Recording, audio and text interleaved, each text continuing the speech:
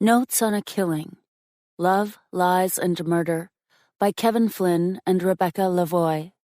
Narrated by Avon Shore.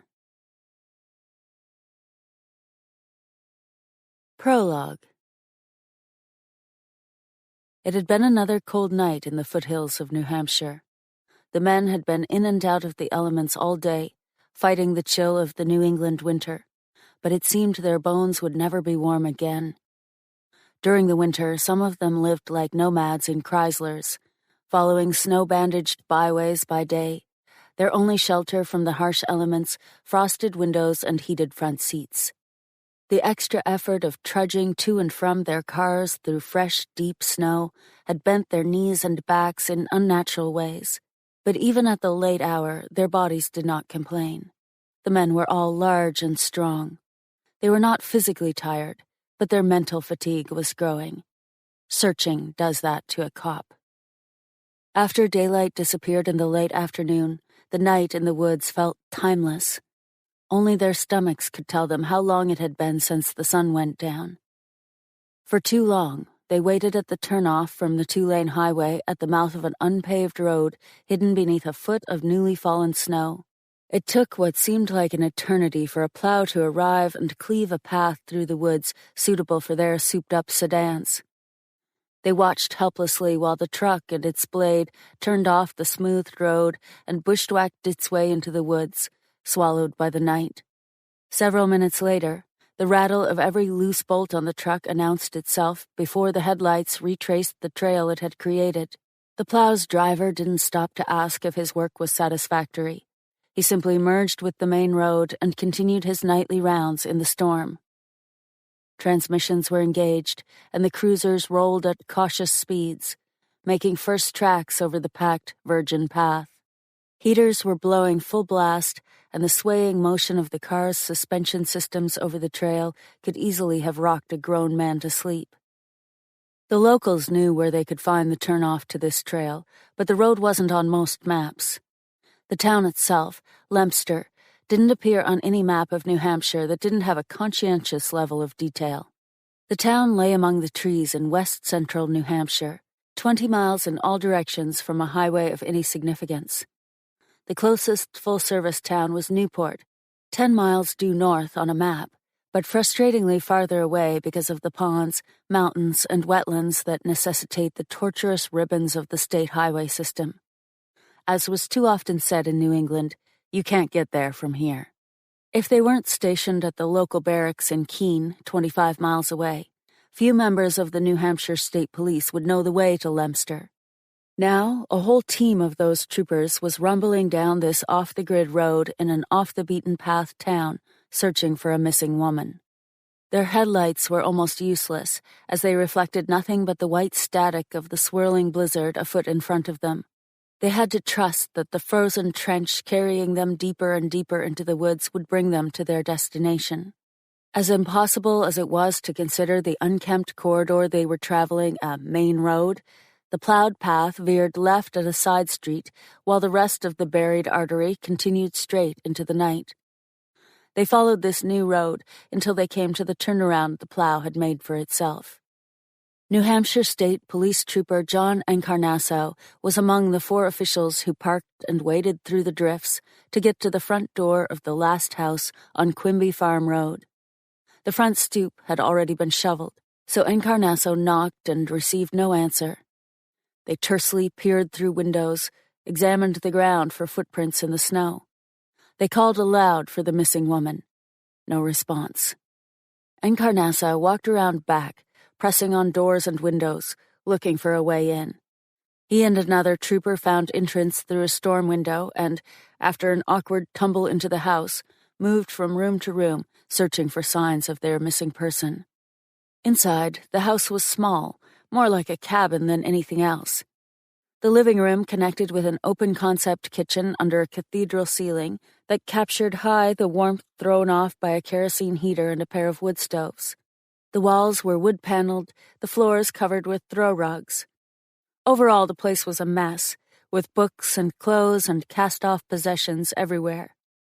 Mixed in with a leather armchair and an upholstered sofa was a rattan table and chair set that was better suited for a deck or patio.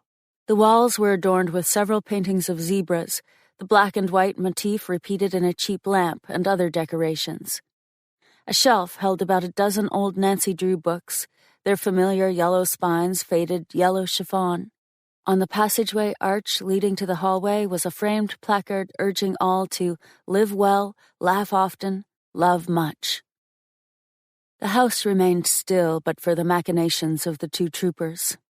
Doors opened and closed dejectedly, footfalls rapped and squeaked in pivots. Each man listened for the other to shout out something encouraging from his end of the building, or even to yell out something discouraging. A trace of blood or a discarded personal item, but the men remained largely silent. The troopers stepped outside into the blizzard. The latest bands of snow were already erasing their incoming tire tracks. How long until they would need to call the plowback to rescue them? There was another hour or two of passable travel, perhaps, until the snowpack was higher than the cruiser's drivetrains. There was width enough for only one vehicle in the driveway, and getting stuck would plug the narrow channel out to the road. Despite the accumulating snow, there was one small section of the backyard that had dimpled in the drifts. It was a fire pit. Encarnasso, snow up to his shins, kicked his way to the pit. The remains of paper and branches covered the outer layer. The covering of new wood seemed less like it was meant for fueling the fire, more for concealing it from prying eyes. There was no active flame, and the top layer was gray with ash, but some embers still cooked below. Stuck in the ground near the pit was a large stick. It was 5 feet long and several inches thick. The bottom half was charred black and the end worn to a point. It had been left an arm's length away as if it had been used to stoke the fire. The trooper kneeled carefully by the fire and pulled the branches off one by one. He examined each burned kindle with his flashlight before setting it aside. Snow continued to fall on the back of his neck, and powder collected on his shoulders. Wind gusts of 10 to 20 miles per hour were blowing flakes into his face and eyes. It was not a task he relished doing for long. Encarnasso had uncovered only a few layers when something caught his eye. It was a piece unlike the other bits of firewood in the pit. He reached in and pulled out an item the size of a thumbnail. Encarnasso turned it over under the beam of his maglite like a jeweler might examine a rare gem. What the hell? The investigator was sure what he was holding between his fingers was a bone. Part 1. Goshen. A lake is the landscape's most beautiful and expressive feature. It is Earth's eye, looking into which the beholder measures the depth of his own nature. Henry David Thoreau, Walden. 1. Telephone. Sandra Merritt struggled to bring the dogs under control. It was early in the morning, about 7:30 a.m. on February 23, 2005, and it was the noisiest part of her day at the Animal Inn.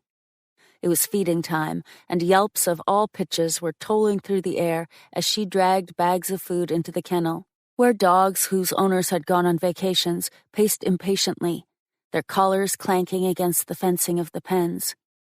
Pavlov's bell was nothing compared to the crash of kibble into a tin bowl, causing a cascade of tongue slobber and tail wagging. The canine chaos was grating to most people, but Sandy had grown to accept and absorb the energy put off by the dogs. A single woman, she'd woken up that morning alone. Before rising and taking her pills, she meditated. Grant me the serenity to accept the things I cannot change, the courage to change the things I can, and the wisdom to know the difference. Sandy Merritt was 44 years old. She was a pear-shaped, mousy woman with unkempt dark hair covering her face and eyeglasses. Nonetheless, hers was the face that launched 1,000 salvos in an emotional tug-of-war involving nearly all of her friends. It had started with an illicit romance, but many had witnessed how ugly it had become. Most had risen up as her protectors, as her champions. It was impossible to believe someone could still get hurt in a mess that had